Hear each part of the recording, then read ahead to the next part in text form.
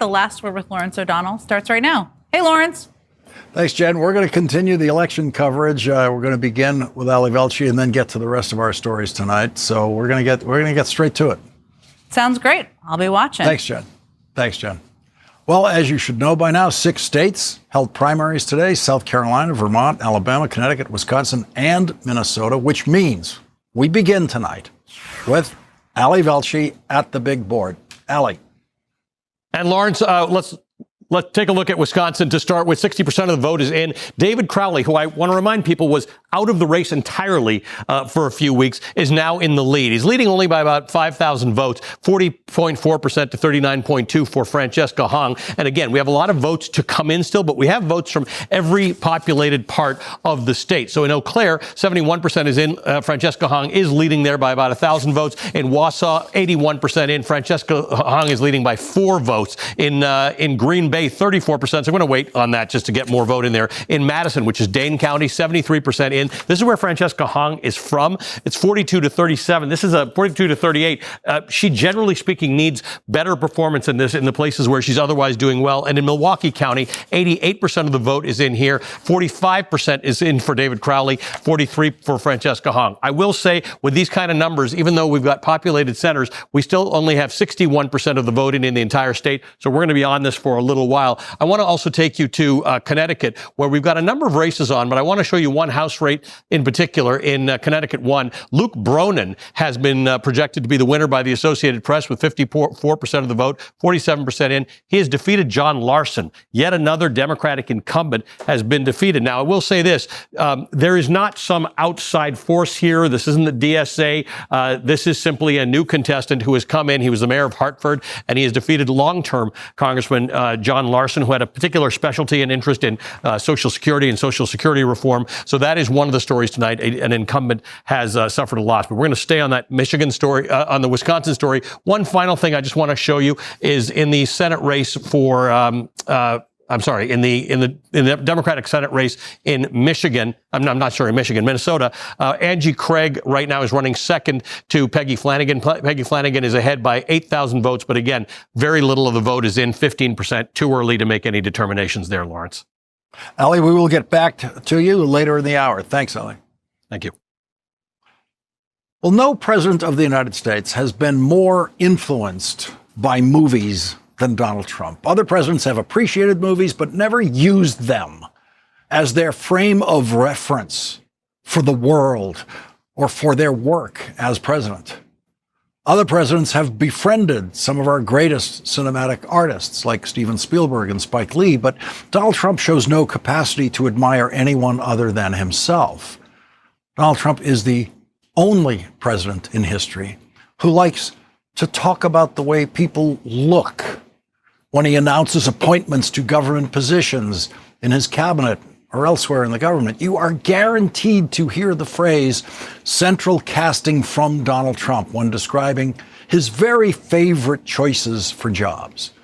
In the 1950s, when Donald Trump's juvenile brain was being permanently captured by movie imagery, central casting was often publicly referred to as the place to call to get an actor who really looked like a cowboy or looked like a cop or really looked like he could get through medical school and be a doctor. But I haven't actually heard anyone use the phrase central casting since I was a child. And when we hear Donald Trump tell us that his choice for a government job looks like he came straight from central casting, Donald Trump is indicating just how long ago his intellectual development was arrested. To Donald Trump, heroism is something defined by movies, not by real life. And so he thinks of heroism as nothing but movie tough guy heroism, a purely fake kind of invented heroism. That is why Donald Trump posts fake images of himself like this.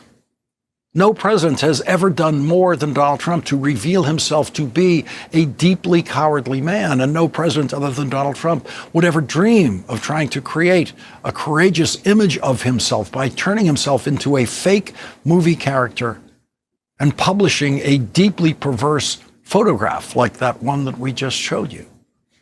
And so it is uniquely Donald Trump among American presidents who wants to be judged on his personal bravery and all around tough guy toughness. And that is what makes Donald Trump's secret flight out of danger uniquely undermining to both his own self-image and what he wants his most fanatic supporters to believe about him. Donald Trump has asked the world to see him as a movie hero, the physically bravest president ever, when he is clearly the laziest president ever, who obviously spends more time in golf carts than he does thinking about governing, which obviously he never does. Donald Trump is the only president who has, in effect, asked to be compared to movie heroes. And so Peter Baker of the New York Times wisely turned to Andrew Marlowe, who wrote the screenplay for the 1997 giant box office hit Air Force One, starring Harrison Ford, as the bravest president ever imagined by Hollywood, who has to save everyone on Air Force One, including himself, after the plane has been hijacked. Spoiler alert, President Harrison Ford did the impossible and, of course, personally killed the hijackers. Up until last night, that's the way Donald Trump wanted his most fanatical followers to see him, as the Harrison Ford president who would personally kill anyone threatening Air Force One. Screenwriter Andrew Marlowe sees a problem for Donald Trump, the movie hero, in the way he chose to escape danger by boarding a secret flight out of Turkey while leaving Air Force One to take off as a decoy plane full of government officials and reporters who would have been the targets of the threats against that plane from Iran that the Secret Service responded to by secretly moving Donald Trump from Air Force One to another plane, using a catering cart truck to do that. Andrew Marlowe, the screenwriter who gave us Harrison Ford as the bravest president ever, told the New York Times, "Now, real life isn't a movie, but given the circumstances, I'm not sure I could ever script a moment like that for heroic main character," Mr. Marlowe said. If the threat were that great, it's hard to imagine an audience rooting for any character who would trade his own safety by treating the remaining civilians on board as potential sacrificial lambs, especially without their informed consent. And so Donald Trump sadly failed his own self-imposed test, the Hollywood hero test, the standard he pretends to achieve in his fake images of himself as a brave, gun-toting tough guy. Bill Clinton's press secretary, Joe Lockhart, explained to the New York Times the difference from the time Bill Clinton switched planes during a dangerous trip in and out of Pakistan. The Times reports when Mr. Clinton traveled to Pakistan, he too switched planes to avoid detection by possible attackers. He had been urged not to go to parts of the country which were havens for terrorist groups, but since he was already going to India, he felt compelled to stop in Islamabad for a few hours. The original security plan called for fooling the accompanying journalists into thinking that Mr. Clinton had boarded the same C-17 military jet that they were on, while he would secretly get onto a separate Air Force version of a Gulfstream known as a C-20. My vehement protest was, "You can't use the media as decoys," Joe Lockhart said. And they came back with a plan that satisfied me. They had Mr. Clinton walk around the nose of the C-17 to the other side, where 3 smaller unmarked planes were waiting. The journalists were not able to see which of the 3 he boarded, but they saw he had not gotten on the C-17. Unlike the Trump team in Ankara, the Clinton team informed at least one of the pool journalists in advance, Susan Page of USA Today, who recounted the episode on Tuesday. And the White House then publicly disclosed the details more broadly once Mr. Clinton was safely out of harm's way. Mr. Trump's team, by contrast, never disclosed what happened in Ankara until the Washington Post broke the story. As Donald Trump's presidency continues to collapse into chaos, every imaginary asset that Donald Trump was supposed to be bringing to the presidency in the minds of Trump voters is collapsing too. His tough guy image was already weakened by the people of Greenland standing up to Donald Trump's madman threats on Greenland. Canadian Prime Minister Mark Carney, who is normally as mild-mannered as Canadian prime ministers usually are, has stood up boldly to the incoherent bullying from Donald Trump and shown the world what real governing toughness looks like and sounds like, including the fact that real toughness is not incompatible with consistent dignity and politeness. Donald Trump's phony image as the great negotiator has collapsed completely, even with Trump supporters, during Donald Trump's war with Iran, now in its 165th day. In a right-wing media interview today, when asked if he was changing his strategy in Iran, Donald Trump began his answer by saying, quote, "I don't talk about strategy," end quote. And then, of course, you know what happened. Of course, he talked about strategy.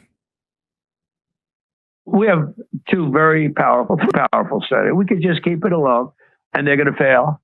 We could just keep, doing sort of just like nice and easy, relax. Like I said, I'm sort of negotiating. Do what I'm doing now, just bop along and look how bad they're doing. So economically, they are a mess. They can't borrow money. We control their money, what they had, which is a lot. They had a lot. And we have total control of it.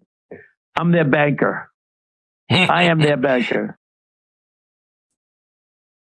I'm their banker. Imagine Joe Biden saying that. Imagine Barack Obama saying that. Imagine any other president saying, "I'm their banker." I am their banker, says the most lost man ever to live in the White House. In that same interview, the same president who last week insisted that the United States military was not running low on munitions today said the American military is running low on munitions, and it's Joe Biden's fault. The reason it's low is because he gave $300 billion worth to Ukraine. He gave more. He gave, Right. They never mentioned that. They never like to mention that. Last week, Donald Trump said that the leakers who told the news media about his fight with Pete Hegseth about the reduction in American weapons of war should be sent to prison. He said the leakers of these treasonous statements are being hunted down. Long-term jail sentences will be sought, ! And then today, Donald Trump confirms some of those so-called treasonous statements about the munitions being depleted, American munitions. Everything Donald Trump has touched has turned to chaos. The reflecting pool in Washington, D.C. is now a poisoned puddle thanks to Donald Trump. He literally demolished 1/3 of the White House.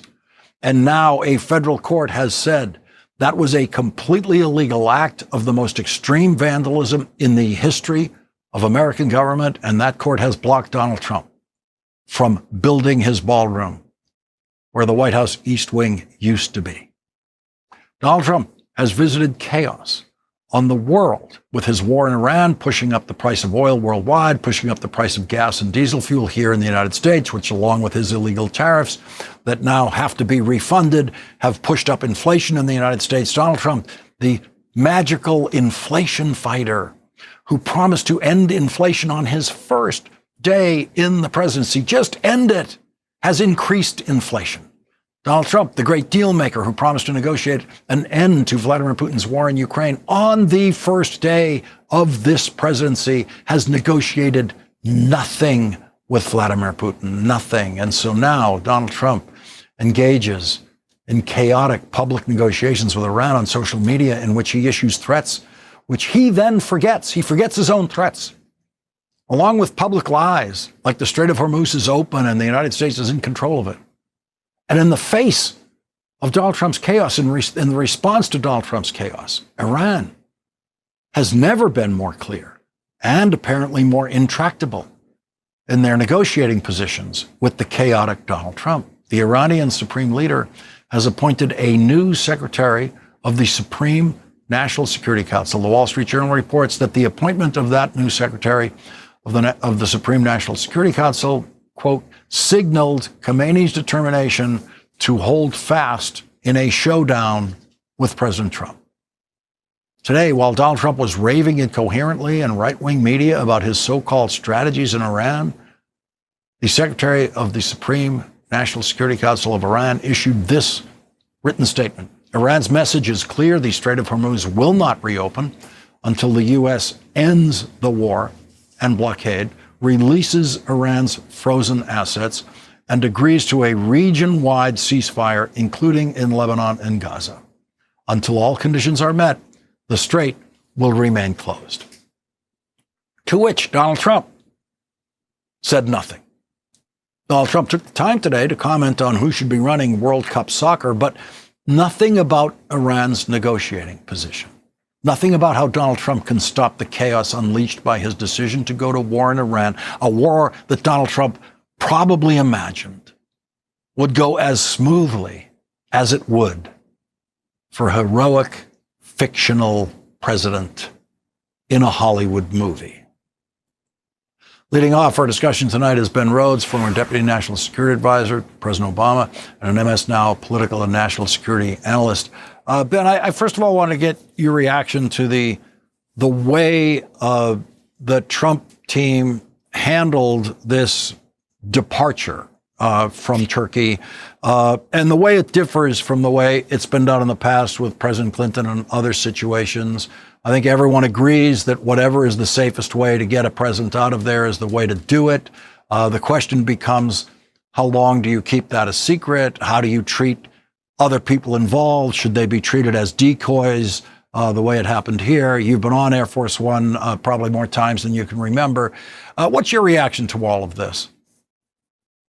You know, there are more differences than I could count. I'll just speak to a few quickly, Lawrence. The first is just in terms of standard protocol. I had to help plan several trips into war zones for President Obama, including to Afghanistan, where you'd fly in the cover of darkness in total secrecy from Andrews Air Force Base near the White House to Afghanistan, and you wouldn't announce that he was there until you landed.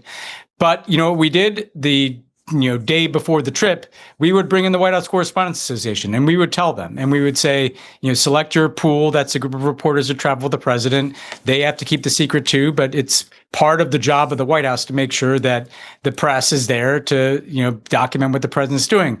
By the way, that plane also belongs to the American people, right? This is not Donald Trump's private jet. This is something that the American taxpayers spend many millions of dollars supporting in terms of overseas operations. So there's a way to do this that takes into account secrecy and security without using decoys, without lying to people. And that leads me to the other couple of things. Well, another difference is there wasn't a multi-$100 million Qatari jet operating as Air Force One. That's a pretty big difference, right? And part of the reason we got into this mess is because he took a gift from a foreign government that he sounds like he kind of asked them for, because he liked the kind of gold trim and luxury inside the plane. Like no other president in American history would ever do something like that. And Lawrence, it should matter, even though we're immune to it, that he just lied about it. He said that the Qatari jet flew ahead because the troops wanted to see it, or he wanted to show the troops in the United Kingdom. I mean, the fact that he did this not at all courageous thing of, going down a catering elevator and then using his own staff and the press as a decoy and then lied about it, all because he set this all off by having a Qatari jet in the first place as Air Force One. Like a lot of these stories, it encapsulates the corruption and incompetence and vanity of the Trump administration in one episode. See, we're on day 165 of Donald Trump's war. Iran's negotiating position is more intractable, it sounds like, today than it has been in the past. How do you assess the current situation? Well, I think that's right, because the Iranians clearly believe they have all the leverage. Because when I hear their statement, their terms, it's the absolute maximalist Iranian demands. We get to control this body of water. We get to profit off of it. You have to pull back, and we get sanctions relief for reopening the body of water that was open before the war began. Nothing on nuclear questions whatsoever. That tells me that they think the time is on their side. And look, Trump has no strategy. And the reason he has no strategy, Lawrence, is because before you can have a strategy, you have to know what your objective is. We don't know what the objective of this war is 165 days into it. At the beginning, it seemed to be regime change. Then we were going to obliterate the nuclear program for the, I don't know how many time in the Trump administration. Then we're going to destroy their military. Well, clearly their military is not destroyed if they can shut down the Strait of Hormuz. And Trump's not living in physical reality. He's living in a world of lies on right-wing media where the Strait's open and Iran is beaten and they're begging us for a deal. They're not begging us for a deal. They have shut down a major waterway upon which the global economy depends, and Donald Trump can squeeze Iran all they want. They don't care if there's shortages. They haven't had access to their money for going on almost 2 decades. This is nothing new about Iran not being able to borrow money or having money frozen in U.S. sanctions. That's not new leverage. The Iranians have the new leverage in the Strait. And so we're in this mess just to reopen a body of water that was open before he launched this disastrous war, and nothing he says can change that.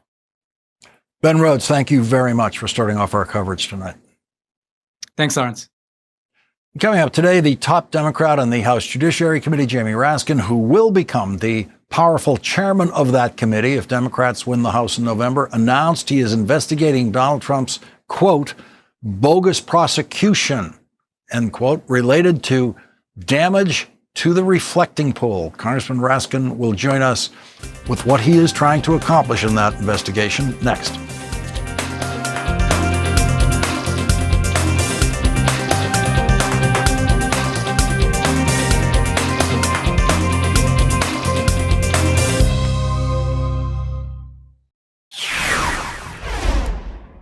The top Democrat on the House Judiciary Committee, Congressman Jamie Raskin, is demanding answers from the Trump administration about what he calls a bogus indictment of 3-time Olympic athlete David Hearn, who was charged with vandalism for harm done to the Lincoln Memorial reflecting pool.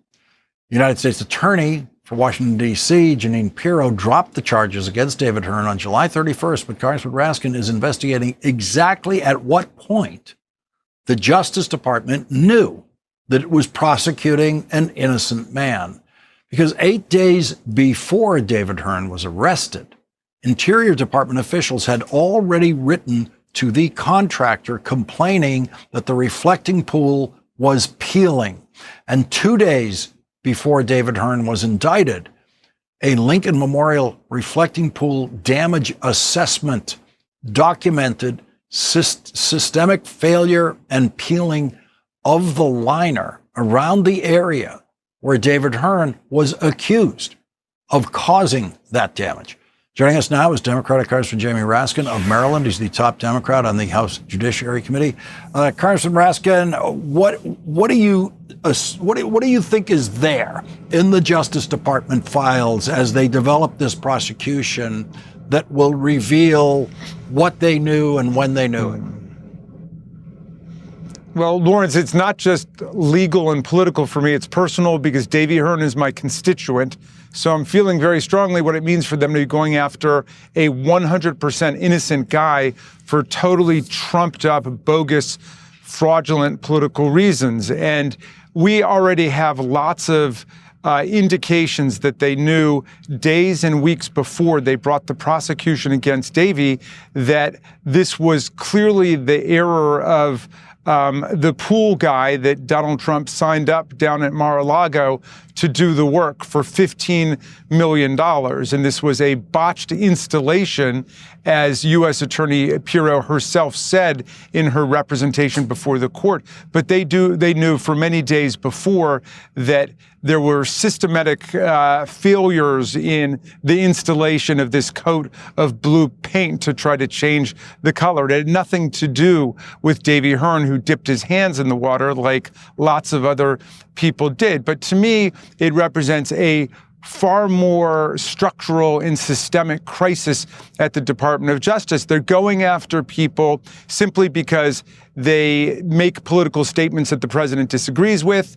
That's true of 6 of my colleagues who the president wanted to have prosecuted: Adam Schiff, Mark Kelly, Maggie Goodlander, Jason Crow, simply for saying that armed service members have not just a right but a duty to refuse unlawful orders. Meantime, they've done everything in their power to block and obstruct the release of the Epstein files, pursuant to a congressional command in federal statute. They've done nothing to investigate the murders of Alex Preddy and Renee Good in Minnesota. They've shut down the anti-corruption apparatus of the Department of Justice in the anti-kleptocracy task force in the Anti-Foreign Corrupt Practices Act section. They've shut down the public integrity section. They're all about defending the corruption of the president. And of course, the hallmark of that now is the $1.8 billion political slush fund, which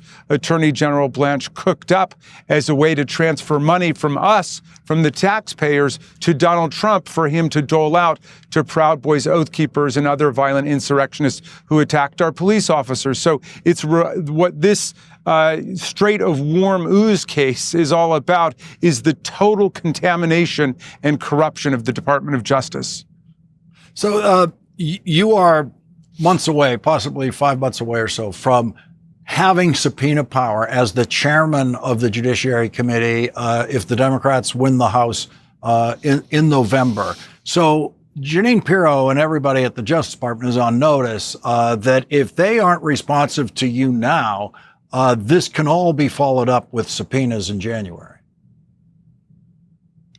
Absolutely. We're going to have the subpoena power, and obviously we're going to use it because it's within our jurisdiction and within our legislative command to defend the justice system and to try to defend the integrity of law enforcement, prosecution, and adjudication in America. And, we're living in a time of outrageous, unparalleled corruption. We're dealing with the most corrupt presidential administration in the United States history by far.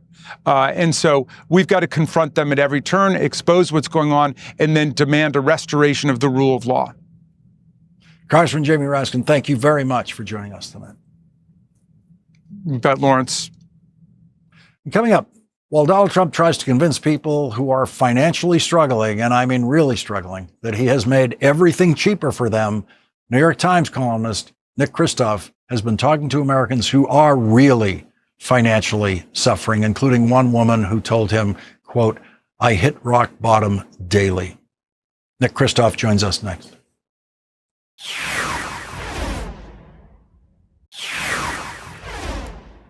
It is time for another check on election results tonight, and for that we turn to Ali Velshi at the big board. Ali?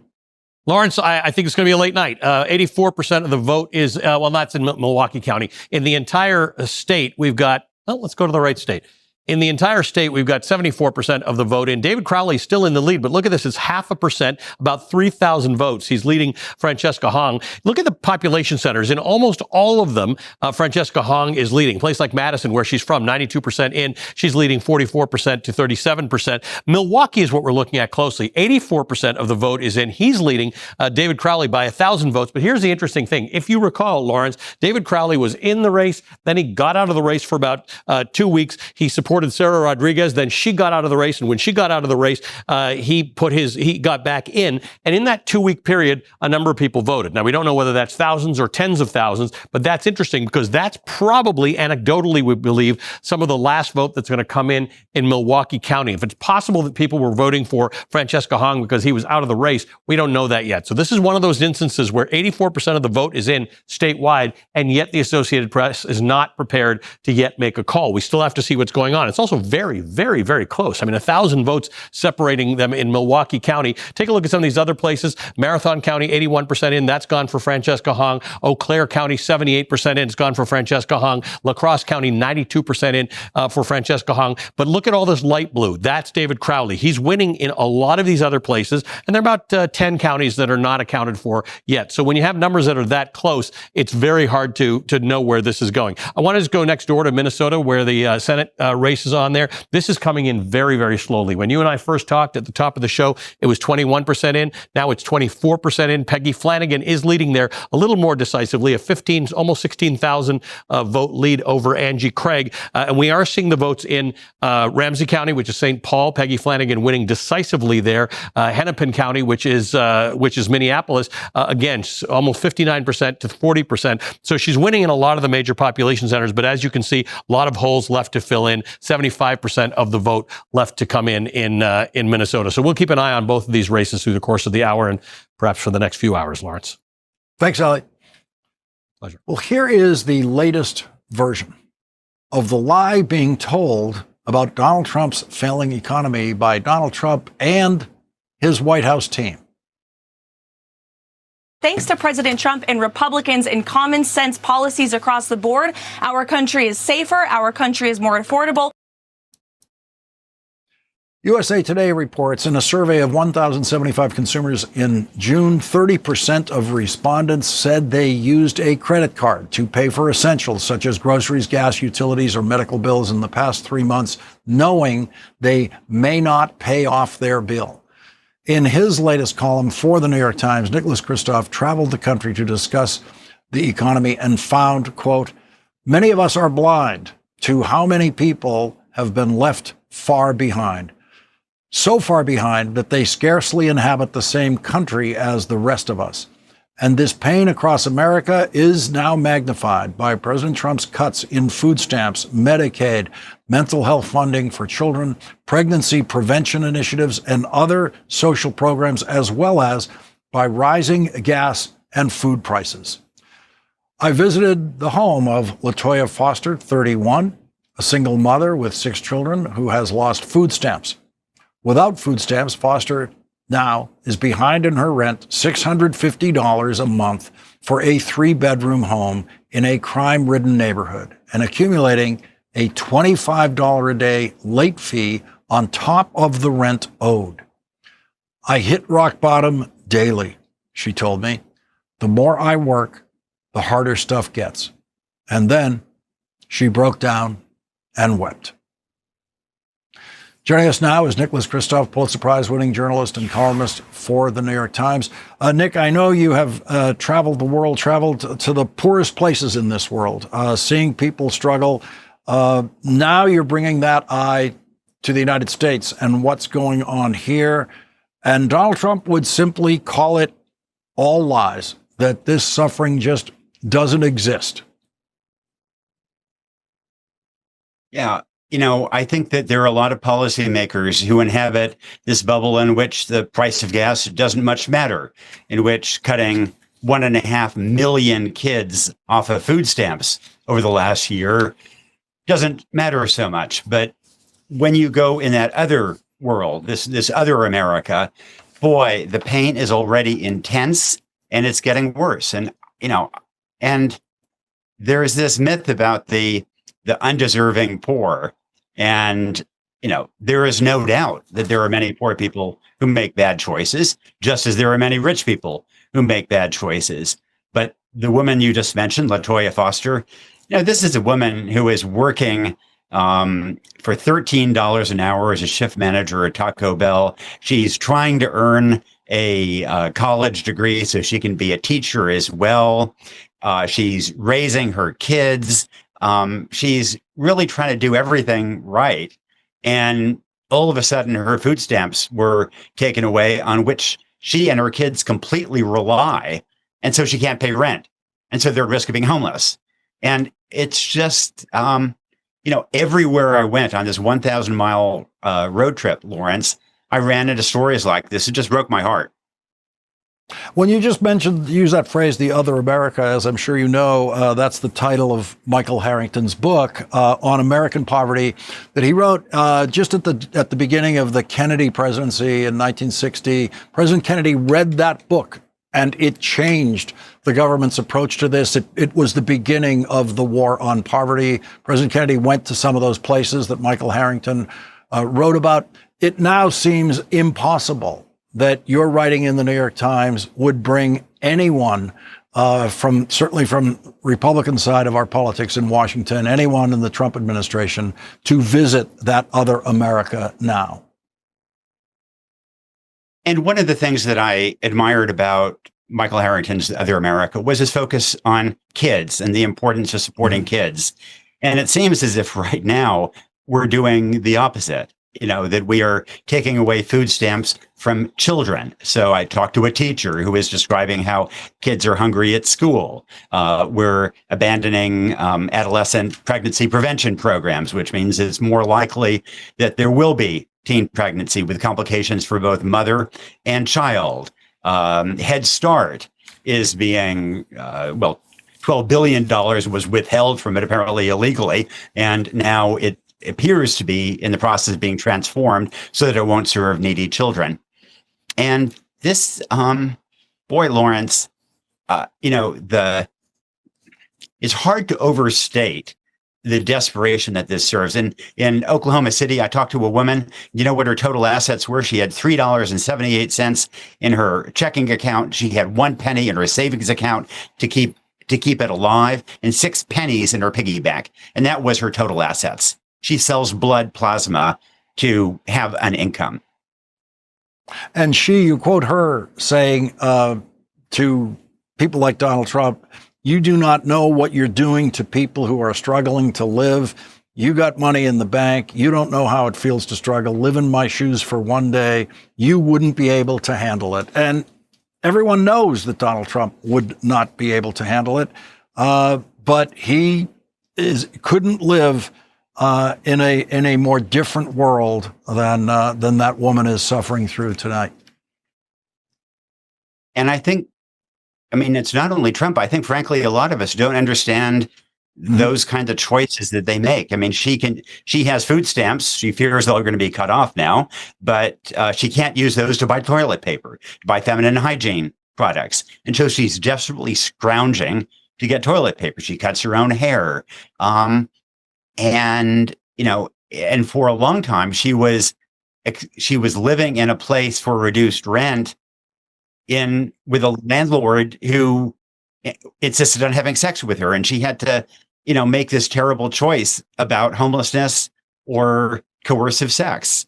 And I think that there are just so many folks around the country who are being pushed into really difficult, impossible positions because of these benefit cuts that are taking place across the country right now. Nicholas Kristof, thank you for your invaluable reporting on The Other America, and thank you for joining us tonight. Glad to be with you. And coming up, our next guest is demanding that Elon Musk be subpoenaed to testify to Congress and answer for his, quote, fraud on the American people. Congressman James Walkinshaw joins us next.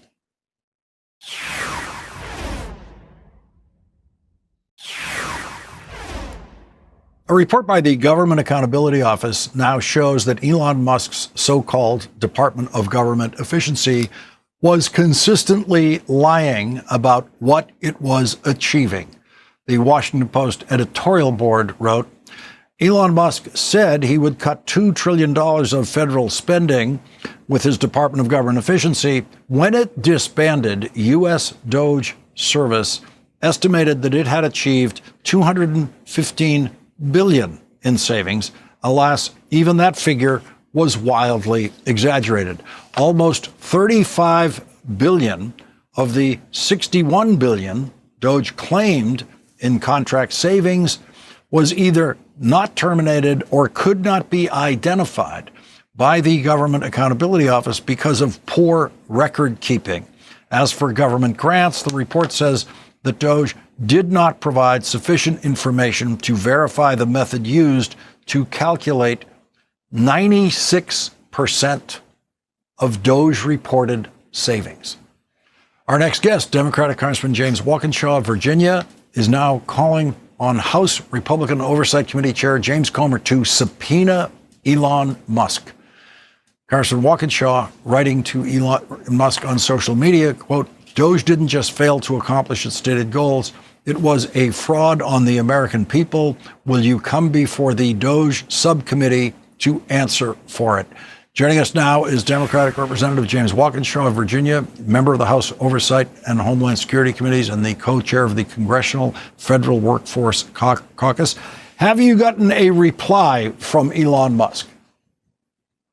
I have not gotten a reply. It sounds like he's busy with some challenging earnings calls from SpaceX and Tesla, but I'm still hopeful that we'll get a reply. Look, I think both the GAO and the Washington Post were being polite. The reality is that Elon Musk and Doge lied to the American people. They said they were going to root out fraud. Turns out they've committed a fraud against the American people and flat out making up these savings. And they did incredible damage along the way. One thing he did succeed at was destroying the United States Agency for International Development, literally taking food away from starving people in famine conditions, taking life-saving medicine away from people. That was a small amount of money compared to what he was claiming he was going to do.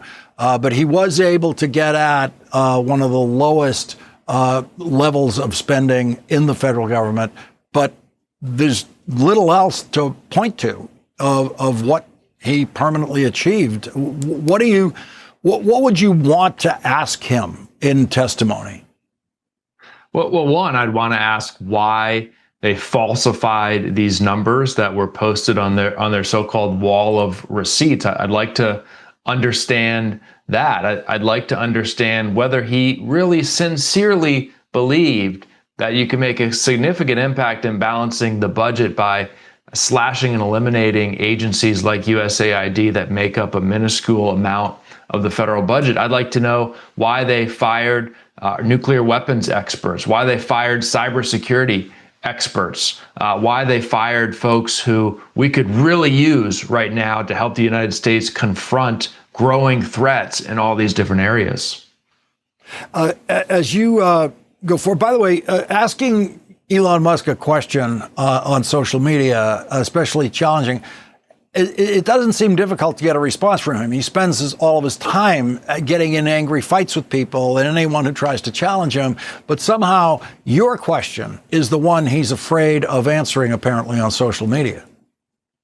Yeah, that's right. I mean, look, he likes to go down every weird internet rabbit hole that there is, but I don't think he wants to revisit or relive this failed Doge experiment. I mean, the other thing that Doge did, we haven't even talked about, they took the database that includes the social security number of every single American, you, me, and the other 300 million Americans.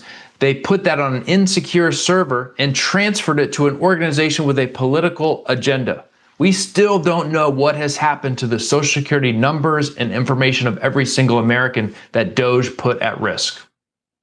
Congressman James Walkinshaw, thank you very much for joining us tonight. Thanks, Lawrence. We'll be right back. Congressman James Walkinshaw gets tonight's last word.